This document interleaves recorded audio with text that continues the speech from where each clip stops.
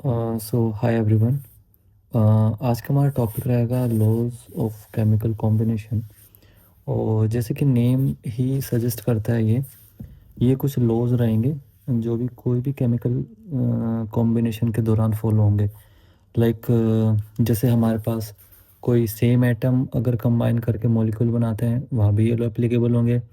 या फिर दो डिफरेंट एटम्स कंबाइन करते हैं या फिर मॉलिक्यूल कंबाइन करते हैं और वो एक कंपाउंड बनाते हैं, वहाँ भी ये एप्लीकेबिलिटी रहेगा। जैसे कि हमें पता है अगर सेम तरह के एटम्स कंबाइन करते हैं तो डेफिनेटली वो बनाएंगे एक मॉलिक्यूल।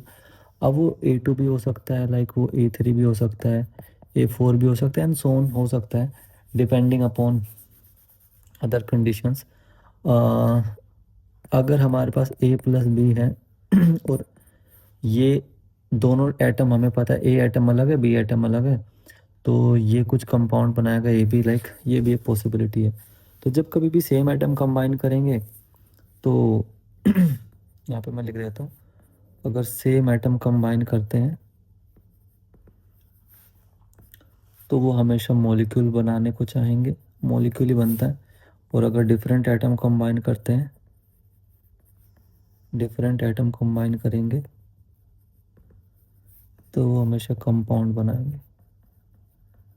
एक एग्जांपल के थ्रू देखते हैं। जैसे मान लो हमारे पास है O+O, ये बनाएंगे O2। और एक डिफरेंट ले लेते हैं जिसमें हम लेते हैं एक H2+O2, ये बना रहे होंगे H2O। अब H2 एक कंपाउंड है, हालांकि H2 कंपाउंड का भी मॉलिक्यूल एग्जिस्ट करेगा जो कि H2 ही होगा। और अब ये जितने भी कॉम्बिनेशंस हो रहे हैं, चाहे वो दो एटम के हो रहे हो, अब वो चाहे सेम एटम हो या दो डिफरेंट एटम हो या किसी दो मॉलिक्यूल के बीच में जो कॉम्बिनेशन हो रहा है, ये सारे के सारे गवर्न करेंगे कुछ रूल्स के थ्रू। इन्हीं रूल्स को हम क्या बोलेंगे, लॉज ऑफ केमिकल कॉम्बिनेशन। सो लिख सकते हैं जैसे दीज केमिकल कॉम्बिनेशंस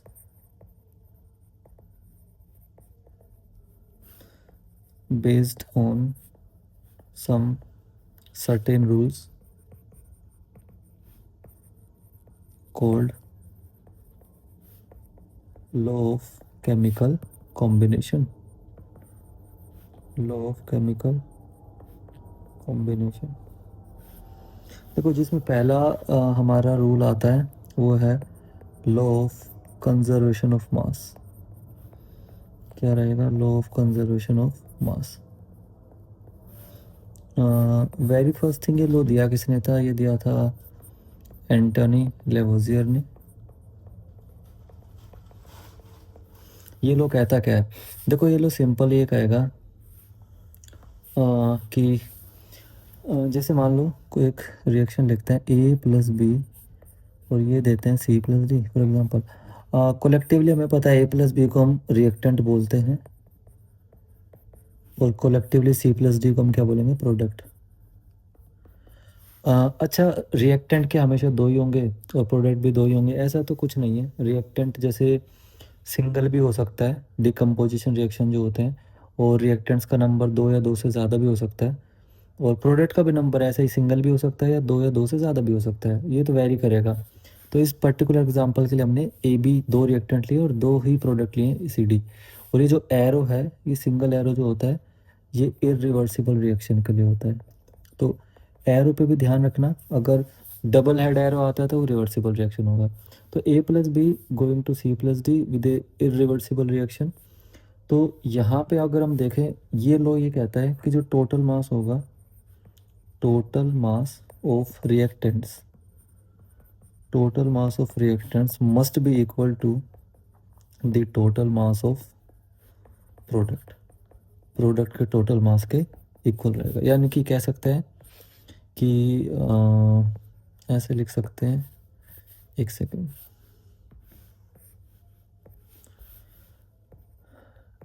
इसको लिख सकते हैं हम, mass of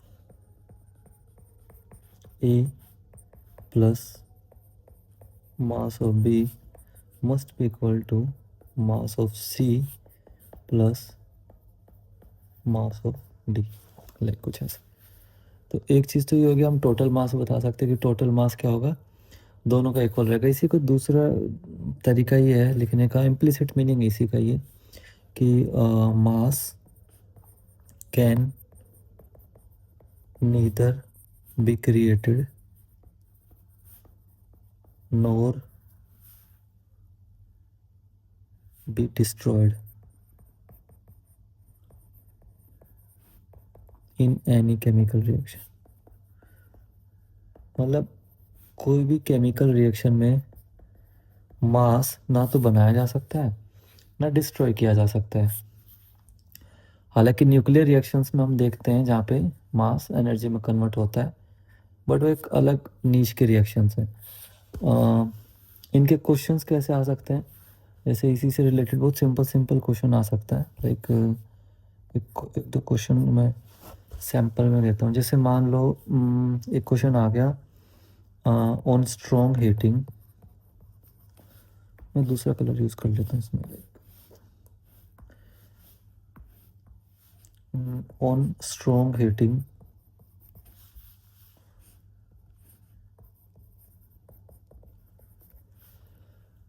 of 40 gram calcium carbonate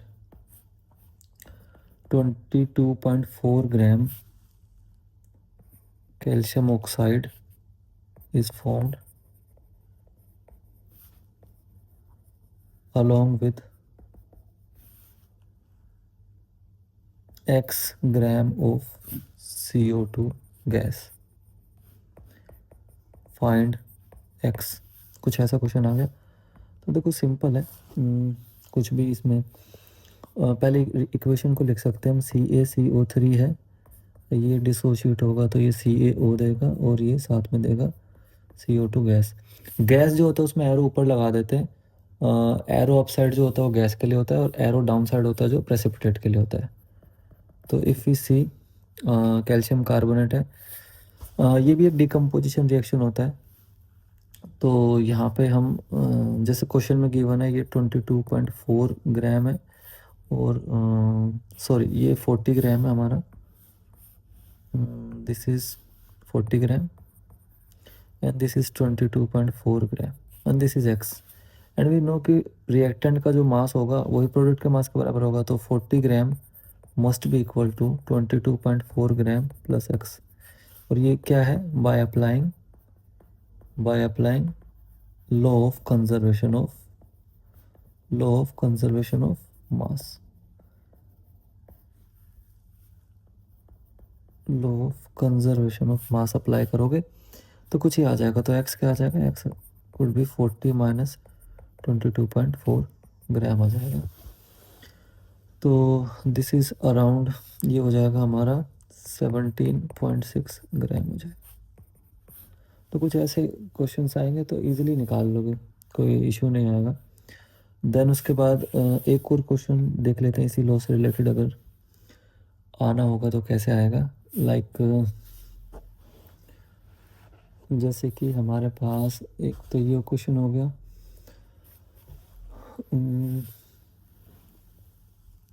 दूसरा आ सकता है, एक आ सकता है वेरिफिकेशन के लिए आ सकता है, verify this reaction is in accordance with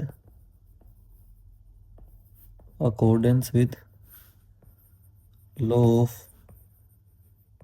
conservation of mass।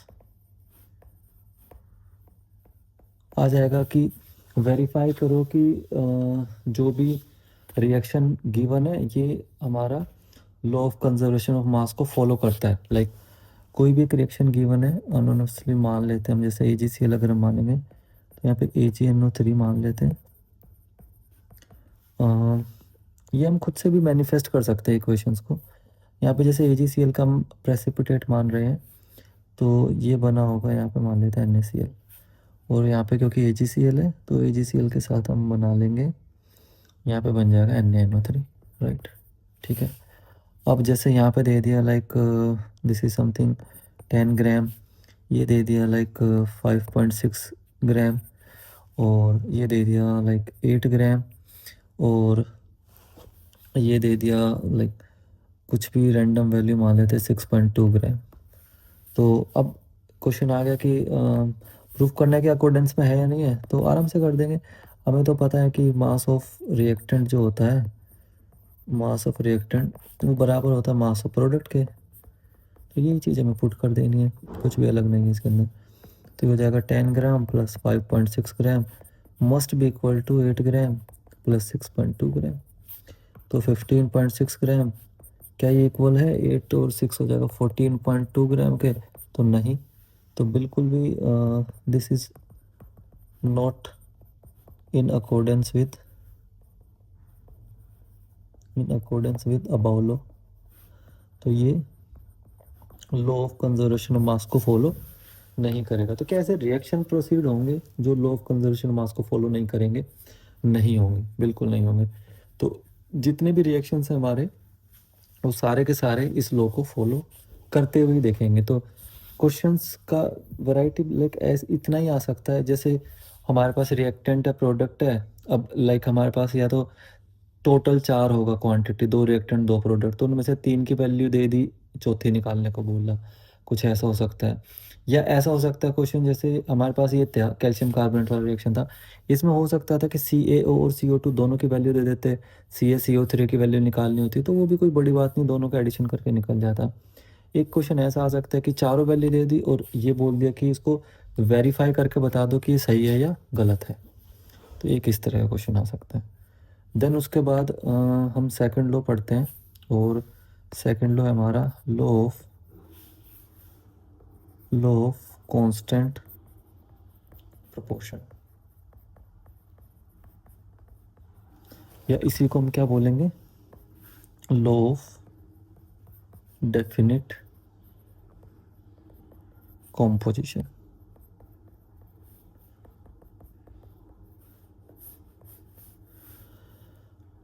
अब ये लॉ किसने दिया था? लाइक देखो, ये लॉ दिया था JL प्राउस्ट ने। देखो ये लॉ क्या कहता है, पहले डेफिनेशन जाने से पहले इसका क्रक्स समझते हैं। देखो हमें पता है कि नेचर में बहुत सारे कंपाउंड एग्जिस्ट करते हैं। हम कोई भी एक रैंडम कंपाउंड उठा लेते हैं यहाँ पे, लाइक हमने लिया सबसे नॉर्मल कंपाउंड CO2। हम जानते भी कि CO2 चारों तरफ है हमारे। तो ये बना किससे होगा? सबसे पहले ये देखो, ये कार्बन से बना होगा और ऑक्सीजन से मिलकर बना होगा फॉर श्योर। अब जो कार्बन है वो तो एटॉमिक फॉर्म में एग्जिस्ट करता है, जो ऑक्सीजन है वो मॉलिक्यूलर फॉर्म में एग्जिस्ट करता है, और कंपाउंड है ये CO2 जो है, ये कंपाउंड है हमारा, ठीक है। ये लॉ ये कहता है कि जब कभी भी दुनिया में CO2 मॉलिक्यूल बनेगा, तो वो कार्बन और ऑक्सीजन से बनेगा, बिल्कुल सही बात है। लेकिन वो कार्बन और ऑक्सीजन से कैसे बनेगा? मतलब कार्बन और ऑक्सीजन का जो मास रेशियो है ना, CO2 कंपाउंड के अंदर या CO2 के मॉलिक्यूल के अंदर, वो हमेशा फिक्स रहने वाला है। जैसे देखना, अब ये क्या बोला, जैसे कार्बन है, कार्बन का मास कितना होता है 12 ग्राम। ऑक्सीजन का कितना होगा? ऑक्सीजन अकेले का होता है 16, तो 2 का हो जाएगा 32 ग्राम। अच्छा, इनका रेशियो निकालेंगे तो क्या आ जाएगा? इसको 4 से कट करेंगे तो आ जाएगा 3 और आ जाएगा 8।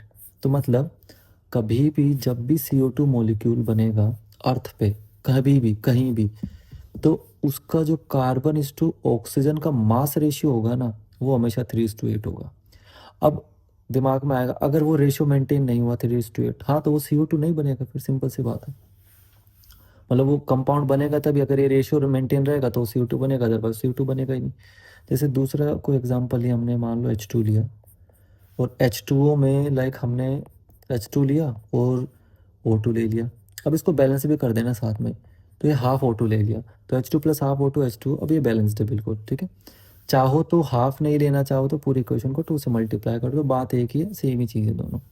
ऑल्दो आई एग्रीड कि हाफ O2 जैसी कोई चीज़ होती नहीं है, तो better to multiply the whole equation by 2। Otherwise ऐसे भी रखोगे तो समझने के लिए सही है। तो ये हो जाएगा हमारे पास 2 ग्राम, और अगर इसका देखोगे ऑक्सीजन, तो ये O2 32 होता, लेकिन क्योंकि 1/2 है तो ये कितना हो जाएगा 16 ग्राम हो जाएगा। तो ये आ गया 1:8। तो इसका मतलब जब कभी भी वाटर मॉलिक्यूल अर्थ पे बनेगा, फॉर्म होगा, या वाटर मॉलिक्यूल जो पहले से ही अर्थ पे प्रेजेंट है, उसका जो रेशियो रहेगा, उसमें हाइड्रोजन इस टू ऑक्सीजन का जो कॉन्ट्रीब्यूशन रहेगा, वो रहने वाला है तुम्हारा कितना? 1:8। सिंपल। अब एक चीज़ और, ये CO2 और H2O जो बन रहे हैं, इनका सोर्स मैटर नहीं करता। फॉर एग्जांपल अगर हम वाटर की बात करें, चाहे वो हमारा सी वाटर हो, टैप वाटर हो, डिस्टिल वाटर हो, आरओ का पानी हो, कहीं का पानी हो, चाहे हमारा किसी तरह का भी वाटर वाटर होना चाहिए, इवन सीवेज का भी जो पानी है, तो वो कहीं का भी अगर वाटर है, वो वाटर के अंदर हाइड्रोजन इज टू ऑक्सीजन का जो रेशियो रहेगा वो हमेशा मेंटेन रहेगा, मास रेशियो, और वो हमेशा रहने वाला है 1:8। बस ये बात ध्यान रखना।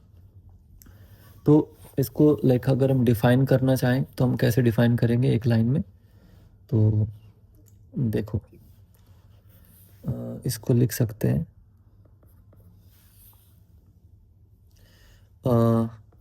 A chemical compound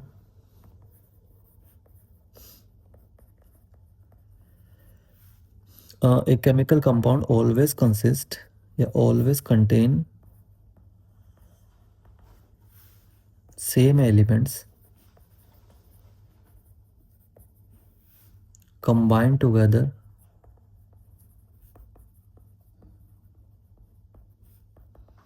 in a fixed ratio या फिर proportion by mass।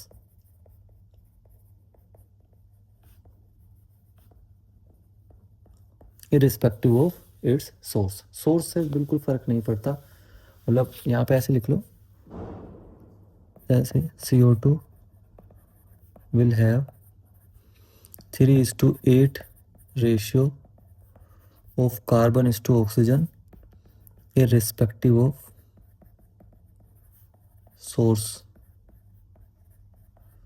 क्योंकि देखो CO2 का सोर्स क्या हो सकता है, हम भी जो एक्सेल कर रहे हैं वो भी CO2 प्रोड्यूस करके दे रहा है, प्लांट्स जो एक्सेल करते हैं वो भी CO2 प्रोड्यूस करता है, या फिर जैसे जो CaCO3 होता है, अभी थोड़ी देर पहले हमने पढ़ा था, उसका डिकम्पोजिशन भी क्या देगा, CO2 देगा। या फिर और भी जैसे कार्बोनेट्स जो होते हैं, मेटेलिक कार्बोनेट्स होते हैं, उनका डिकम्पोजिशन भी CO2 देता है। फर्दर हम पढ़ेंगे ये सब चीज़ें। और या फिर मान लो कोई भी जैसे चारकोल है, कार्बन है, या हाइड्रोकार्बन है, इवन जो भी है, या मीथेन है, LPG है, ये सब कुछ ना कुछ किसी हद तक CO2 प्रोड्यूस करते हैं। मतलब कंप्लीट अगर ऑक्सीडेशन होता है इन फ्यूल्स का तो CO2 हमें एज ए बाय प्रोडक्ट मिलता ही मिलता है। जैसे इसमें भी क्वेश्चन एक बार हम ट्राई कर लेते हैं किस तरह के क्वेश्चंस आ सकते हैं। लाइक देखना, जैसे अगर इसमें क्वेश्चंस कुछ ऐसे आएंगे, सपोज करो A and B react in ratio of 3:8 by mass। ठीक है, ऐसा आ गया, what mass of A should be used to react completely with 32 gram of B। देखो अब बिल्कुल सिंपल है वैसे, अगर यहाँ पे देखोगे इसने ये कहा जैसे A और B ने मिलके कोई AB बनाया और इनका रेशियो जो है वो 3:8 है, ये यूँ कहना चाह रहा है। तो ये तो पहली कंडीशन दे रखी है कि A and B react in a ratio of 3:8 by mass, what mass of A should be used to react completely with 32 ग्राम। ठीक है, ये तो इनका रेशियो दे रखा है। अब हमें जो वैल्यू दे रखी है B की वो दे रखी है 32 ग्राम। इसका ये मतलब अगर 8 का वैल्यू 32 है तो कितने टाइम्स हो रहा है, 4 टाइम्स। तो ऑब्वियस है इसका भी वैल्यू कितना होगा, इंटू 4 कितना हो जाएगा, 12 ग्राम। तो 12 ग्राम आंसर हो जाएगा, सिंपल। तो बिल्कुल बेसिक से क्वेश्चन आएंगे इसके अंदर, कुछ भी हार्ड एंड फास्ट नहीं आएगा। इसमें छोटा सा टॉपिक है जैसे डाल्टन एटॉमिक थ्योरी, ये और पढ़ लेते हैं।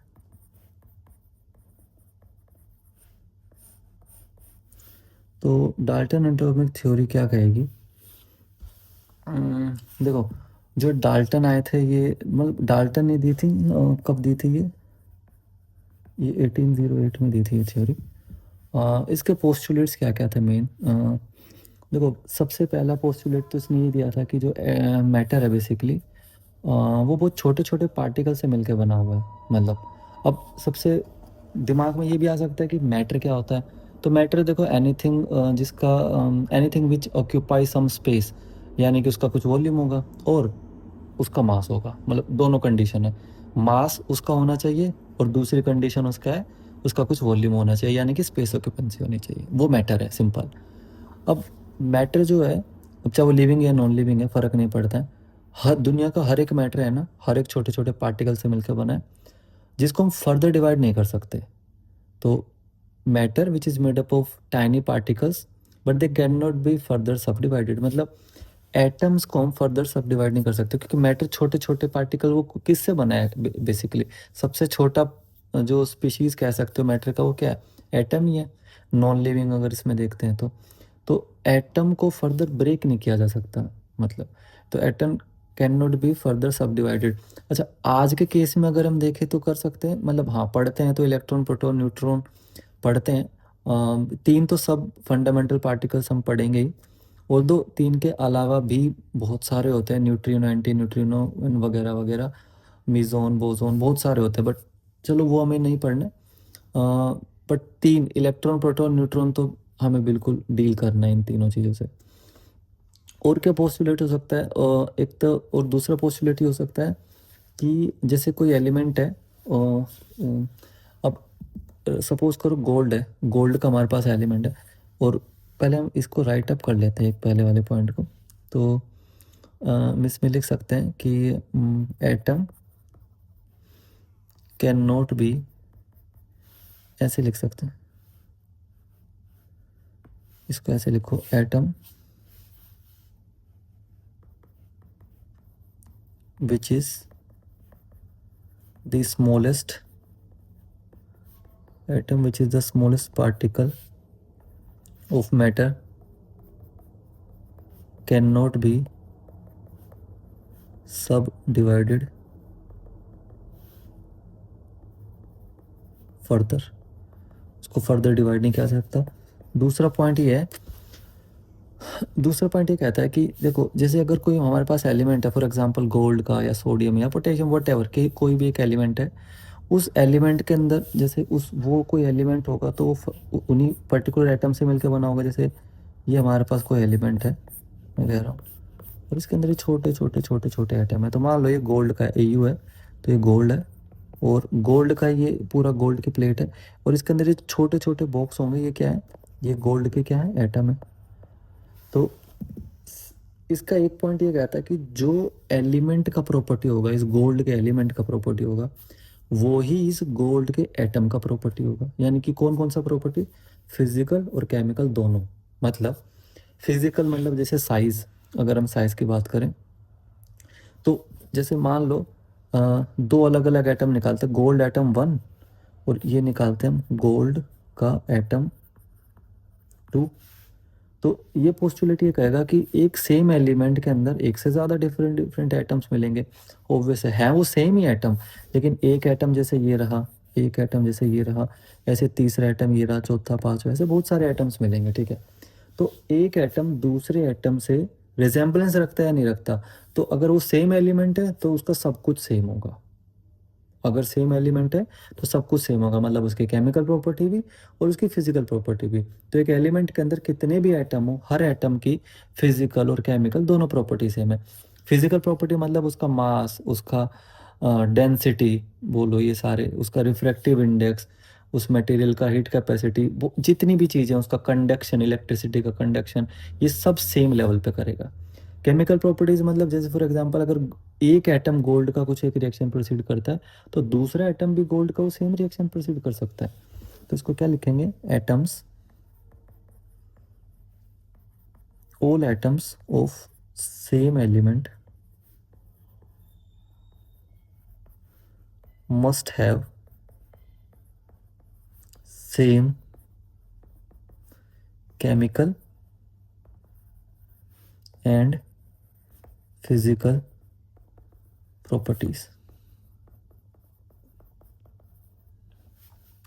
तीसरा पोस्टुलेट क्या कहता है इसका, तीसरा पोस्टुलेट ये कहता है कि एटम्स ऑफ डिफरेंट एलिमेंट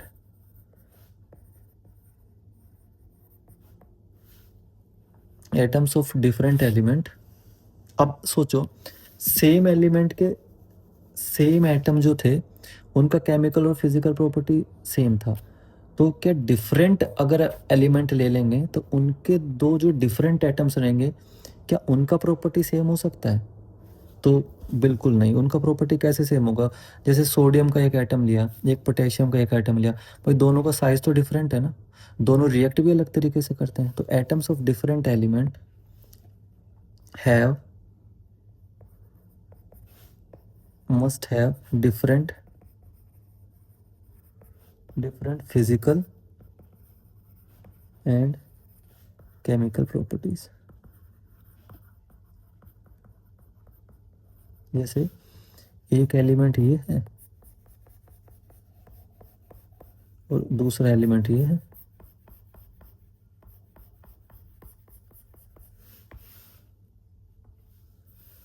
तो मान लो ये है हमारा सोडियम और ये है हमारा पोटेशियम। तो ये है एक सोडियम का एटम और ये है मान लो पोटेशियम का एटम। तो सोडियम का एटम और पोटेशियम का एटम भाई दोनों का अलग अलग एटम है और दोनों का अलग अलग साइज है, दोनों का अलग अलग शेप हो सकता है, दोनों की प्रॉपर्टीज अलग अलग है। Potassium is more reactive than sodium. तो फॉर श्योर दोनों का डिफरेंट, अगर एटम्स दो एलिमेंट अलग अलग है तो उनके एटम्स भी डिफरेंट है, तो उनकी फिजिकल और केमिकल प्रॉपर्टीज भी डिफरेंट होगी। ये इन्होंने कहा था कुछ भी अलग नहीं है। उसके बाद फोर्थ पॉइंट है, तो एक तो दो लो तो इनके यही पोस्टुलेट थे। तो एक इन्होंने पॉइंट दिया था लॉ ऑफ कंजर्वेशन ऑफ मास, एक ये पोस्टुलेट दिया था जो हमने पहले लो डिस्कस किया है, और पांचवा पोस्टुलेट था इनका लॉ ऑफ डेफिनेट प्रपोर्शन। तो दो लो ये जो पहले हमने डिस्कस कर लिए वही लो उन्होंने दिए थे। अब डाल्टन एटॉमिक थ्योरी के 5 हो गए पॉइंट, ठीक है। अब इसमें एक छोटी सी चीज़ और है, ध्यान से समझना। जैसे मान लो atom which is the smallest particle of matter which can not be further subdivided. आज के सिनेरियो में क्या ये वैलिड है ये पॉइंट? नहीं, बिल्कुल। मतलब इट कैन बी फर्दर सब divided into electron proton neutron.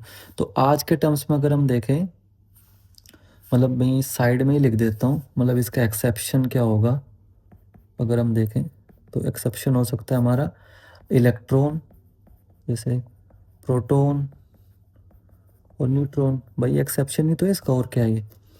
क्योंकि भाई फर्दर सब डिवाइड किया जा सकता है, डिवाइड करके इसको पढ़ते भी हम। जब सेकंड है all atoms of same element must have same chemical. तो एक ही अगर हमारे पास एलिमेंट है और उसके दोनों सेम एटम है तो उसका सब कुछ सेम रहने वाला है, फिजिकल और केमिकल, ऐसा बोला था। बट खुद एक चीज़ समझो, इसका भी एक्सेप्शन हो सकता है। You must have heard about isotopes. तो आइसोटोप्स क्या होते हैं? आइसोटोप्स ऐसी स्पीशीज होती है जिनका क्या होता है, एटॉमिक नंबर सेम होता है और एटॉमिक मास डिफरेंट होता है।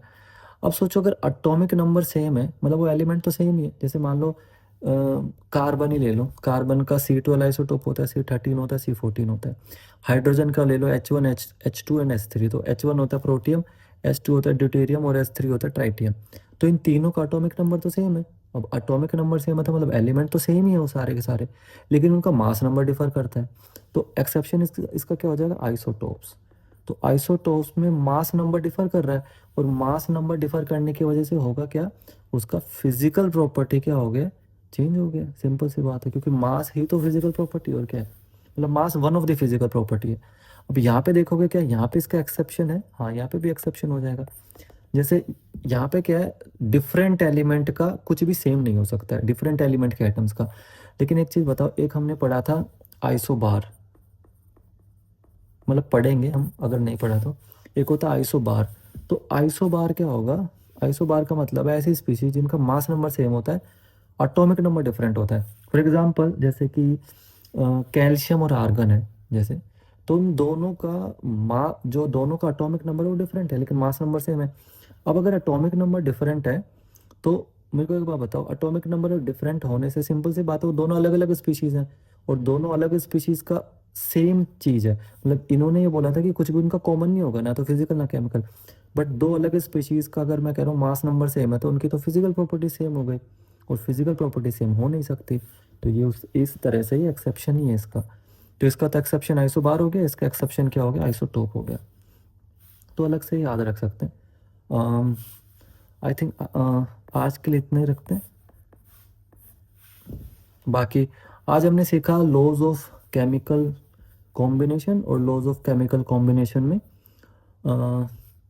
We have seen law of conservation of mass, then उसके बाद the second one is law of constant proportion, दो लॉ, एंड देन उसके बाद Dalton atomic theory. That's all for this video, thank you so much.